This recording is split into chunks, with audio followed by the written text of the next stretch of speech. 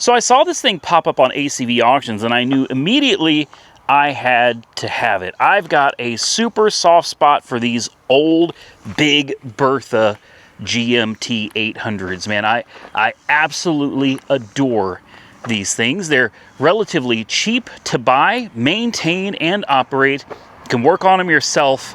And this one was in such good condition, I couldn't walk away from it. Now, when I first started bidding on it, the bids were pretty reasonable, you know, $1,500, $1,800, and we just kept bidding away until finally the bidding ended. And I won at $3,100 plus a few hundred in auction fees and probably another few hundred in shipping.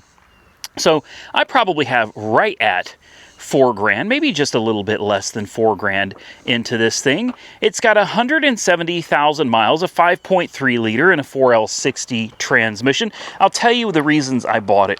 First of all, take a look at the outside. It is gorgeous. It's got 2 sets of keys, 2 sets of key fobs.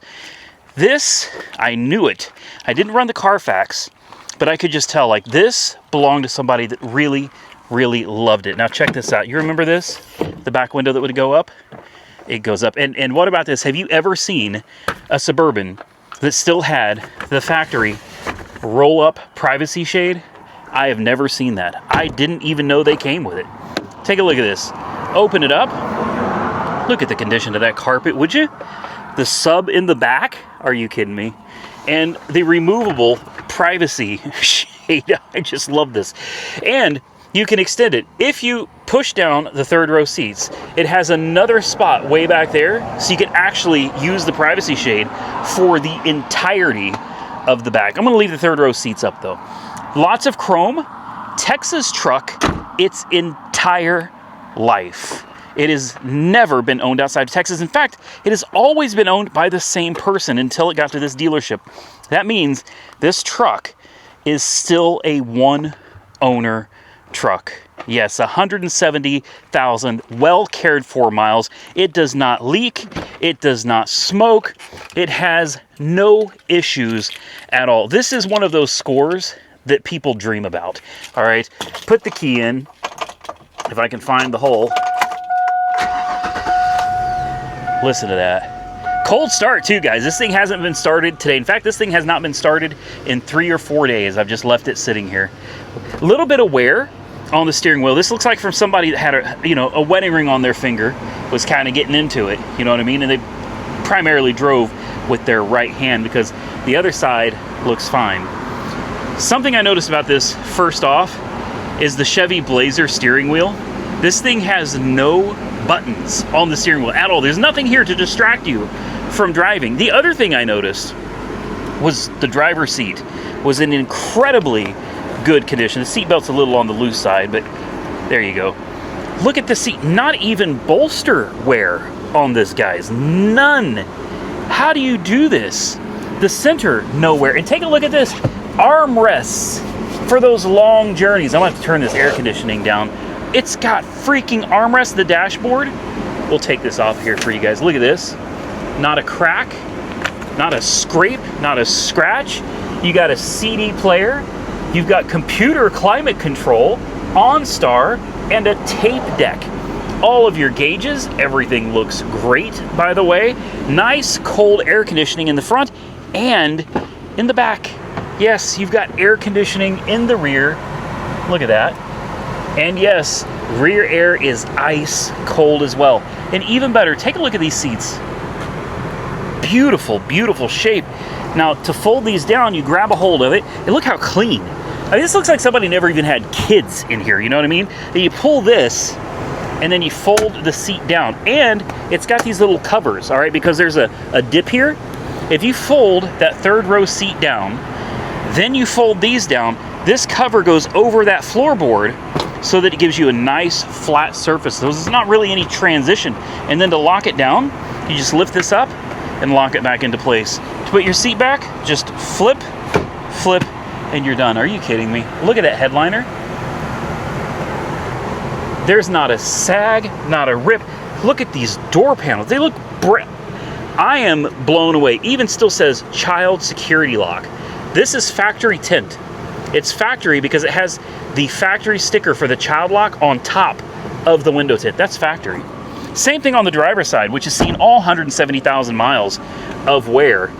It's pristine. It's absolutely perfect. Yes, all of the windows work, the locks, the remote keyless entry works, air conditioning, heat, heated seats, 2-position memory seats. You've got a place to store things in the center here, cup holders, a place to put your cassette tapes down here. You've got your outlet ports right there with a lighter that has never, ever been used. And then, look here, wrong one. An ashtray, never been smoked in. You got a voted sticker and a couple of toothpicks. And that's it, man. Garage door openers up to... the carpeting. This is another thing. Look at this carpet. The old school, plush, soft carpet. When I saw this thing, I was like, there's no way, man. I gotta have this. I've gotta have this. By the way, I told you it's a Carfax One owner. No accidents. This thing has never been in an accident in its life. And again, it doesn't leak anything at all. These are the things that people dream of finding and buying. You got the books. You've got your RPO codes. I mean, there's nothing particularly crazy exciting. It doesn't have like the Bose stereo system or anything like that. But the front and rear air is nice. It's got all the right options. The leather is nice. It is an LT trim, as you can see right here. Tires are in excellent shape. They all match. Let's pop the hood. Let's take a peek. Yeah, I just gave it a quick bath for the video because this one's too nice not to show you how good it is. You know what I mean? There's your 5.3 liter Vortec.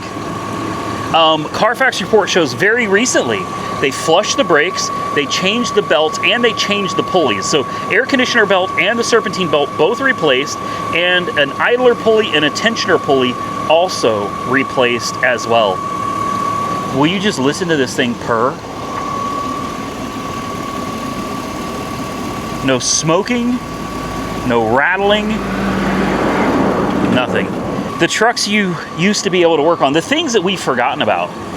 You know what I mean? Nobody thinks about these old dinosaurs anymore. Would you look at the front end of this thing too? Take a look at this. Tow hooks. It's beautiful, man. The chrome, the lights that aren't crazy. You know, it doesn't have those giant headlights like even this Dodge Ram over here. Take a look at how big the headlights are. You know what I mean? They're massive headlights. Everything is just so smooth, streamlined, simple. And that's what I love about this truck. I love it. And I'm going to let you in on a little secret. I drove this truck for a week. I parked my Rivian and I drove this exclusively. Oh. Hold on. I want you, it is so plush and comfortable. When you sit in this, it's almost like you're sitting on a leather sofa, but you can just feel the build quality difference between things today and things of yesterday, or yesteryear, I guess we should say. Let's crank this down. I've actually got the AC on like 72. We're gonna crank her down just a little bit though, so you guys can hear me a little bit better. You've got your theft lock CD player, and yes, the stereo works.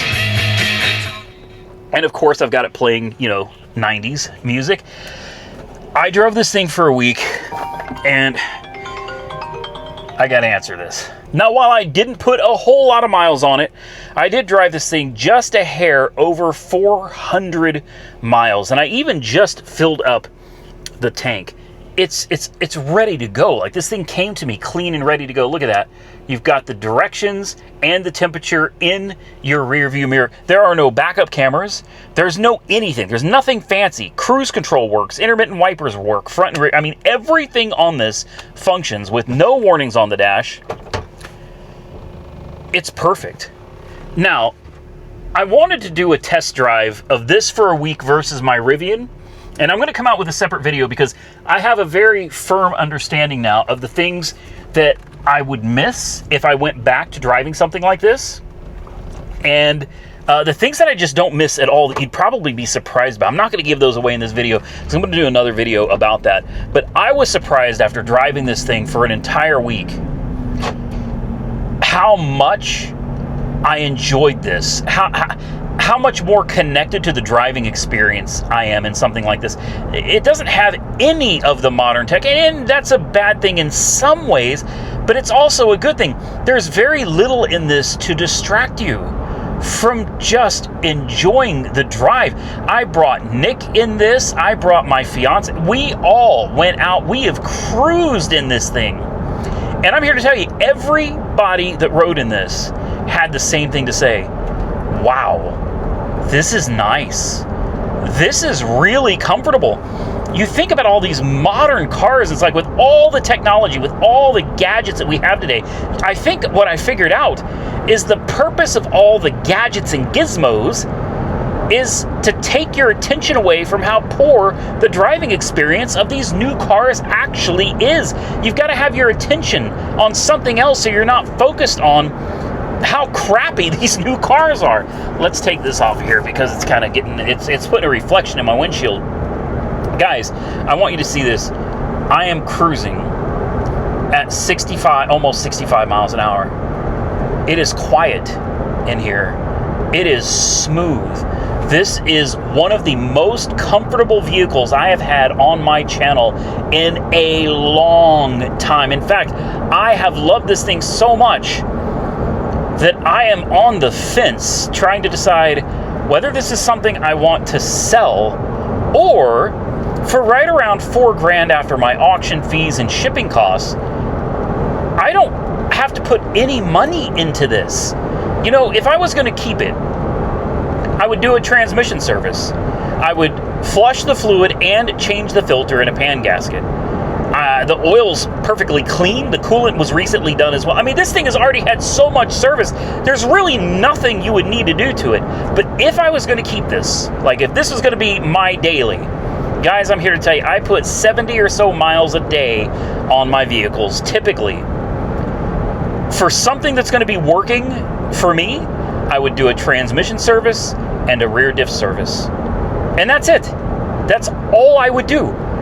And I've been really considering selling my Rivian. I know that's hard to believe because I'm having a hard time believing that I'm even saying it right now. And I just saw Hoovie's latest video where he gave some cars to his employees and he decided to keep one for himself. And I don't blame him, that old Chevy truck. Now, I've been watching a lot of Hoovie's, well, it's not really Hoovie's Garage, it's Hoovie's Hoopty Garage or the Hoopty Lot or something like that. Anyway, I've been watching a lot of that because I'm really paying attention to what he's doing. I'm trying to learn from any mistakes he might make so I can avoid them myself. And when I saw him fall in love with that old Chevy truck and decide he was going to keep it for himself, I was like, damn it, man. I'm watching him so I don't make mistakes. And I see him taking these vehicles that he could sell and make money on his lot, and he's taking them home and keeping them for himself. And then he's giving some of the other ones away too. You can't say the man is not extremely generous. But as he said, you should not get high off your own product. And that's the problem that I'm having, because I really, really want to keep this. At the same time, I have a buyer lined up for it already that I already told him he would be first in line if he's serious about buying it. He offered me $5,000 for it. And I know that's not a huge profit for me. It's $1,000. I didn't put any money into it. I gave it a quick bath, and I spent a week driving it and falling back in love with these old school American vehicles that were tossed away and forgotten about. The truth is, I don't need to drive this every day to know that I love it. However, it does take me back to a time and a place even where it seems like things were so much simpler and just so much easier. And that, I think, is my biggest reason for wanting to hold on to this and just drive it and enjoy it. It takes me back to a time that, in my personal opinion, was so much better, so much less complicated, so much easier than today. As you can see, we made it. You didn't have any doubts that it would make it, right? I mean, these things are tough as nails, man. You can't say they're not. What a great vehicle. It's a great road trip vehicle. It's a great daily driver vehicle. I don't know that I'd tow with it. It's got tow haul mode. I think the towing capacity on this is around 7,000 pounds. So you wouldn't be towing much. I guess. See, that guy's breaking his neck look much, I guess. God dang, he's still twisting his neck backward. That's when I say people see this. I'm going to roll this window down. Not because I don't trust it, but I've got experience with some of these old cars that'll lock themselves, man. Like, you get out of the car and it locks. I don't want that smoke. Not today. But see what I mean? That guy, you probably couldn't see him, but he was breaking his neck to look at this thing. Because how often do you see them anymore? They don't exist, man. They don't exist. They're freaking dinosaurs. You know, no, they're not particularly fuel efficient, but damn it, man. The money you're going to save on maintenance and repair costs, the ability to work on a lot of this stuff yourself with the most basic tools, I think that more than pays for whatever gas mileage you're going to lack. No active fuel management, no cylinder deactivation, no cam phasers, none of that fancy crap, you know. And at the end of the day, if you tried arguing with me that newer cars ride better than this, I'd tell you probably haven't driven in one of these in 20 years, man. You might want to rethink that. You might want to hop in one and take it for a spin before you try telling me that some of this newer stuff is better. Maybe they got more power, better fuel economy, but at the end of the day, are they more reliable? And are they really that much more comfortable? Or is it just that you have so many gizmos, massaging seats, touch screens with Apple CarPlay, Bluetooth connectivity? Is it really that the riding experience is better, the driving experience is better, or is it that you have so much more to distract you from how bad these modern cars actually are? You know what else is great about this? I didn't have my seatbelt on one time coming up here. This thing didn't throw any lights. It didn't do any dings. It let me. If I want to drive without a seatbelt, those two breaking their necks too, man. And they're driving a brand new GMC. Look at that, man. That is a brand new GMC Sierra SLT. That's a nice truck. I'm not going to sit here and tell you it's not. All right, I'm not going to tell you that new vehicles aren't nice today. I don't feel like they're worth the amount of money we're paying for them. And it's not just the initial purchase price. I mean, a truck like that can run you $70,000. And of course, most people that are going to spend $70,000 on a new truck, they're going to maintain it at the dealership, right? I mean, an oil change can easily cost you over $100 today, just for an oil change. You could change the oil in this at Walmart. If you take it to Walmart, let TLE do it. They'll do it for like $50. You could do it yourself probably for about $30 with your own filter and your own oil. There's just something about it, man. The steering, the way it rides, it's not super stiff like a lot of these modern vehicles. The cushions of the seats are so thick that any type of bump that you feel in the road is just absorbed, not just by the tires and the shocks, but the seats themselves. It leaves you sitting on a cloud. And that's exactly the driving experience for me. It's like I'm just floating on a cloud, floating down the highway, no rattles, no funny noises, just me and the road. And it takes me back, and I absolutely love it. So I've got a big decision to make after this video. I could sell it now and probably clear about $1,000 profit, which on this channel is something that never happens. Or I can bite the bullet, keep it for myself, and if I did that, I would force myself to sell the Rivian. I would have to. It's the only thing that would make sense. If I'm going to keep this, I have got to sell the Rivian and daily this. I'm going to be honest with you. This is a really cool truck. And as much as I love it and I enjoy it, I just don't know if I'm ready to hang up the keys to the Rivian for this. When it comes to which one is more comfortable, what do you guys think the answer would be? I'm going to do a dedicated video about this, but I want you to answer below. Which one do you think is more comfortable? Remember, the Rivian was over $100,000. It has active adaptive suspension. All right, hydraulic and air suspension, both. It's got a combination. It doesn't just use one, it uses both. The Rivian, on paper, to me, seems like the one that would absolutely win hands down. I'm not so sure though, guys. But again, stay tuned because I'm going to do another video where I discuss the Rivian, and this. I'm going to make a choice between selling the Rivian and keeping this, or selling this and keeping the Rivian. This is a truck that I would not hesitate to drive anywhere.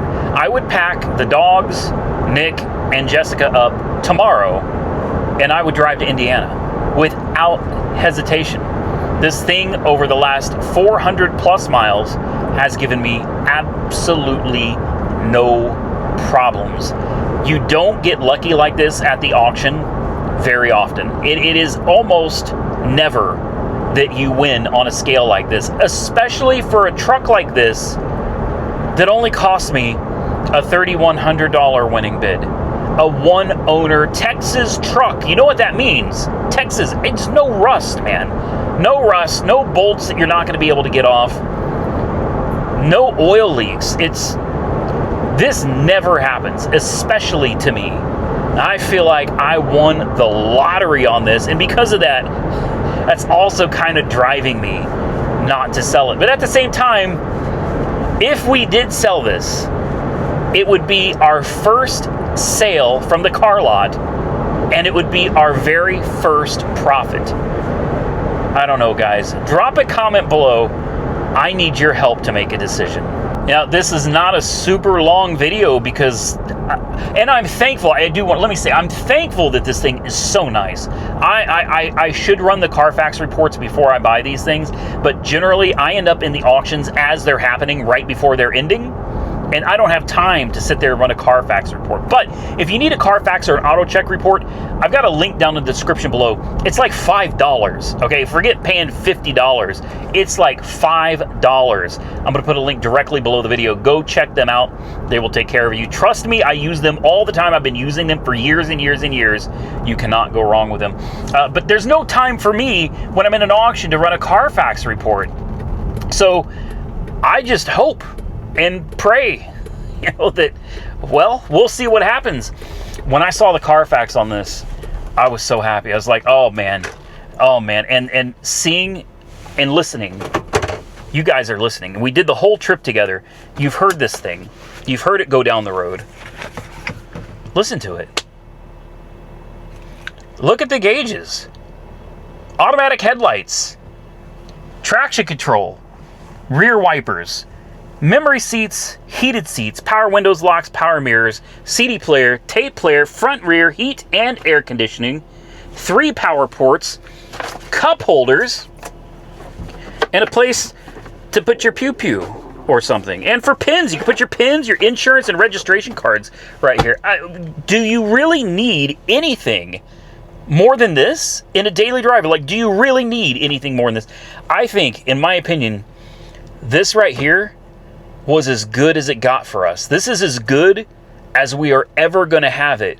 And so many of us, myself included, toss these things down the road for the next best thing. And we totally forgot how good we actually had it when these were king of the road.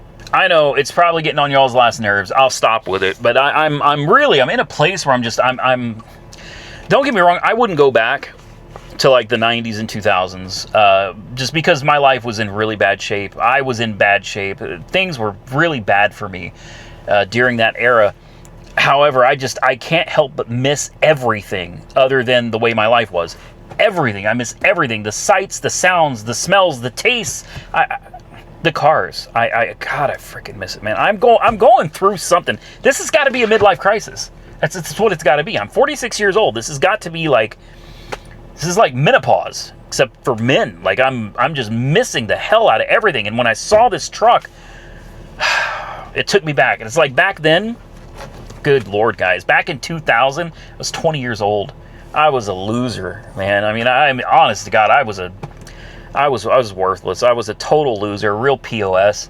And I knew it though. You know, I mean, I knew what I was. I didn't pretend to be something I wasn't.